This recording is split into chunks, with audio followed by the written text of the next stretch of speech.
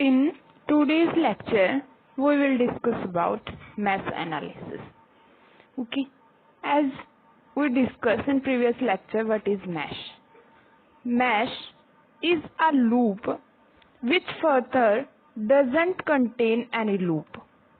Okay, which further doesn't consist of any loop.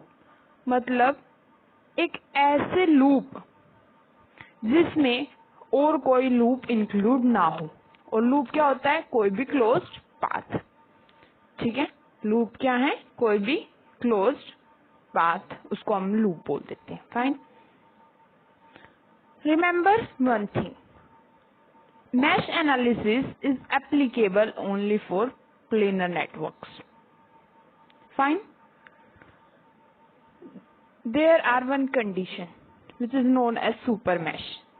When the current source is shared by two or more than two meshes, जब कोई भी current source है वो दो या दो से ज्यादा मैशेस के बीच में आ जाता है या उनके द्वारा शेयर किया जाता है, तो आप उसे बोलेंगे super mash.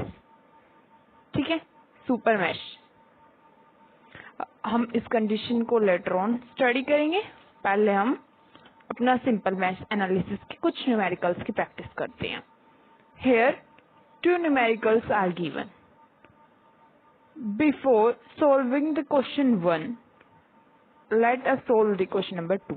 Reason is that इसको आप देख रहे हैं तो लिटिल बिट मुश्किल दिख रहा है कि ये क्या है, ज्यादा वोल्टेज सोर्स है, देखो 1 2 इस टाइप से।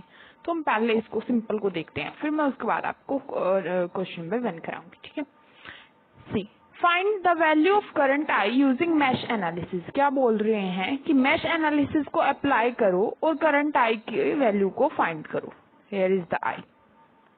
Okay. Before I solve this question, I request you to try to solve this numerical. Okay. Remember one thing. KVL is similar to mesh analysis. Okay. But here one point is to be noted. KVL applicable to every loop, but mesh is not applicable to every loop.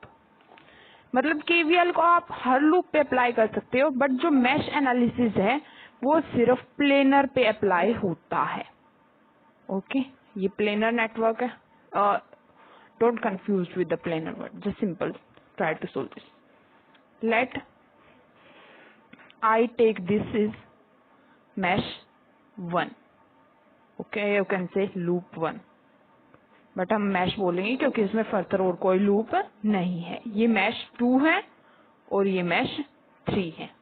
आप इसमें कोई भी direction ले सकते हैं। देखो मैंने clockwise लिया है, आप ऐसे भी ले सकते हैं, एंटी क्लॉकवाइज। ओके, ये डायरेक्शन आपकी हो जाएगी एंटी क्लॉकवाइज। मैं बेसिकली हमेशा क्लॉकवाइज से ही सोल्व करती हूँ, इसलिए मैंने क्लॉकवाइज लिया है। बाकी आप चाहेंगे कि एंटी क्लॉकवाइज से सोल्व करें तो आप मुझे कमेंट सेक्शन में बता देना, मैं एंटी क्लॉकवाइज से भी करके दिखा दूंगी। Okay, now let for mesh 1। Okay, for mesh 1 firstly हम मैश 1 पर अप्लाई करेंगे अपना, और फिर हम मैश नंबर 2 पर। Okay, see choose any one node. Let we start from this point, or you can say node. As I told you sign convention in KVL, please revise those conventions because they are needed in this lecture. Here minus 2 plus, that is minus 2 plus rise in voltage plus 2. Okay, further move. Current is, let's suppose I1 is the current in mesh 1, I2 is the current in mesh 2, and I3 is the current in mesh 1. Okay, according to the mesh direction, I1 is current is the flowing in this direction. Okay, now see I1 is flowing in this direction from these resistor। इस resistor में देखो I1 ऊपर को जा रहा है और जो हमारी मैश की डायरेक्शन है वो भी ऊपर को है। ठीक है, जब हमारी लूप की या मैश की डायरेक्शन करंट की डायरेक्शन से मैच करती है तो हम लेते हैं माइनस साइन। ठीक है, -2I1। ओके, फर्दर चलते हैं। Now in this see I1 is moving in this, इस ब्रांच में देखना I1 इस डायरेक्शन में जा रहा है। ठीक है, I3 इस डायरेक्शन में आ रहा है। ठीक है, अब आप बोलेंगे कि I1 माइनस I3 करें या I2 माइनस I3। तो हम जनरल सॉल्यूशन के लिए क्या करते हैं, मैश 1 के करंट को बड़ा ले लेते हैं, फिर मैश 2 के जो भी हम नंबरिंग करते हैं, मतलब पहले मैश के जो हम पहले ले रहे हैं फर्स्ट वाला उसको हम ग्रेटर देन सपोज कर लेते हैं। ओके, तो यहाँ हमारे पास नेट करंट इस डायरेक्शन में रह जाएगा I1 minus I3। Net current इस डायरेक्शन में रह गया, ये इस लूप की बात है। ओके, तो हमारे पास आ जाएगा इस तरफ करंट जा रहा है अब हमारा, और मैश की भी डायरेक्शन यही है, तो हमारे पास आ गया माइनस का सिंबल, रेजिस्टेंस की वैल्यू 1 और I1 माइनस I3 फिर इधर आए। ओके, लूप कंप्लीट करना है, यहाँ से स्टार्ट किया था ऐसे, अब इस पे आते हैं। करंट इस तरफ फ्लो कर रहा है I1, wait, here I2 current is flowing in this direction, means I1 ऐसे फ्लो कर रहा है, I2 ऐसे फ्लो कर रहा है और I1 ऐसे फ्लो कर रहा है। I1 को बड़ा बताया हमने, इसका मतलब नेट करंट नीचे को और मैश की डायरेक्शन भी नीचे को, तो साइन आ जाएगा माइनस का। Okay, minus I1 minus I2।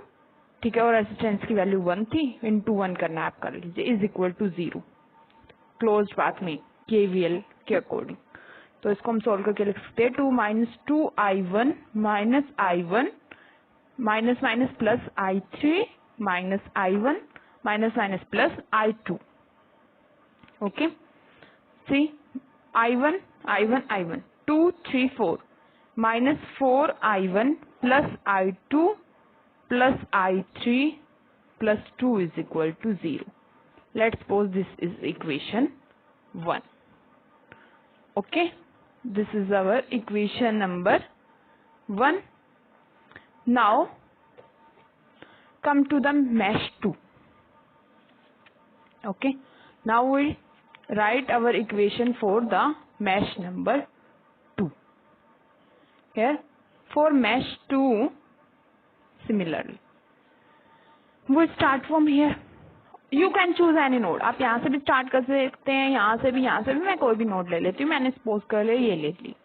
Okay, I move in this direction, मेरे मैश की डायरेक्शन भी ऐसे है। ठीक है, मेरे मैश की डायरेक्शन ऐसे है। ओके, इस एरो का मीन्स ये हुआ। तो मेरा करंट इस वाले में याद करिए ऐसे फ्लो कर रहा था इधर को, ये इधर की बात थी। ठीक है, इतने पोर्शन की बात थी। अब इस पोर्शन में देखो, यहाँ I1 यहाँ से चला गया, इसमें I2 फ्लो कर रहा है इस डायरेक्शन में, यहाँ I2 फ्लो कर रहा है। ओके, एंड I3 आ रहा है इधर, I2 को बढ़ा लेंगे हम। ठीक है, ऐसे बताया था मैंने, I2 बढ़ा लिया, I2 इधर को जा रहा है, I2 इधर को जा रहा है, इसका मतलब हमारी करंट और लूप की डायरेक्शन मैच कर गई।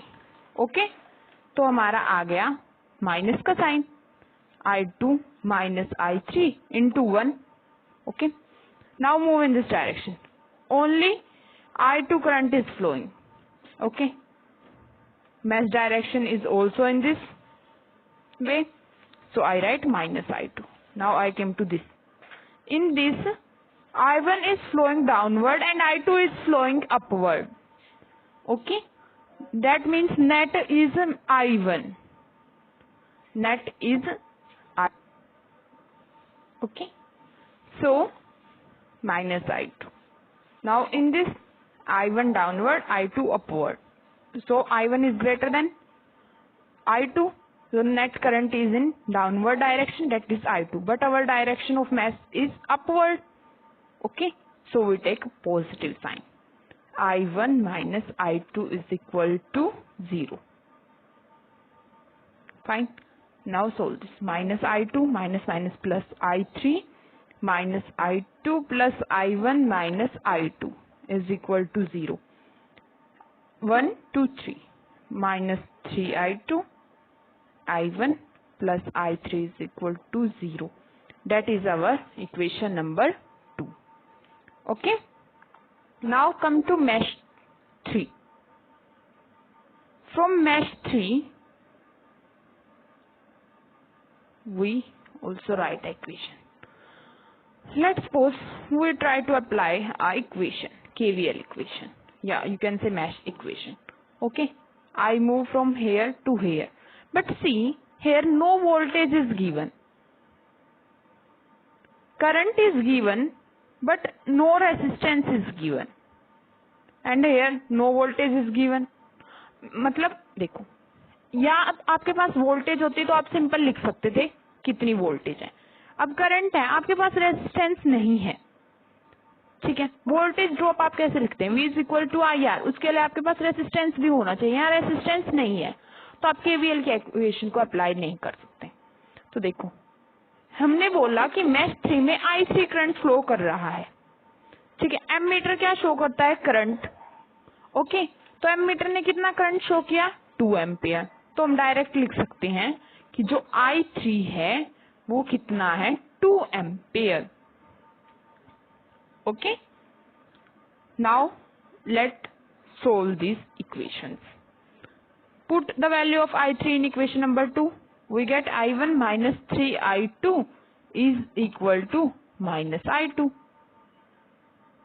Right hand side आके minus हो गया. Also write in equation number 1. Minus 4I1 plus I2. I3 is 2.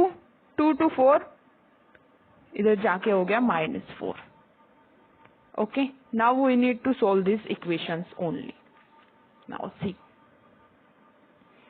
Minus 4I1 plus I2 is equal to minus 4. इसको आप ऐसे भी लिख सकते हैं 4I1 minus I2 is equal to 4. Okay, minus sine common लिया और सेकंड इक्वेशन हमारे पास आ गई I1 minus 3I2 is equal to minus 2.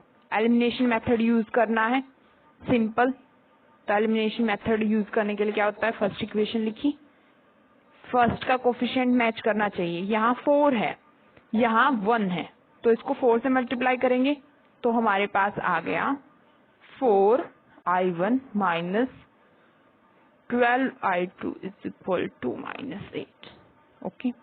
Now by simple elimination method we solve this equation. Okay. Here 11I2 is equal to, ठीक है, 10 I2 is equal to 12 by 11 ampere. Okay. Now before finding the I1, wait. In question we need to find the value of I. I is flowing in mesh 2. Okay. जो I current है वो mesh 2 में flow कर रहा है और mesh 2 में हमने बोला कि जो I की है I2 सपोज कर रखा है हमने मेश 2 में करंट को, तो मतलब I2 ही I है. ओके, I2 किसके इक्वल है? I की. तो हमारी जो करंट की वैल्यू आ गई वो आ गई 12 by 11 ampere. That is our answer. Okay, fine. Here answer is 12 by 11 ampere.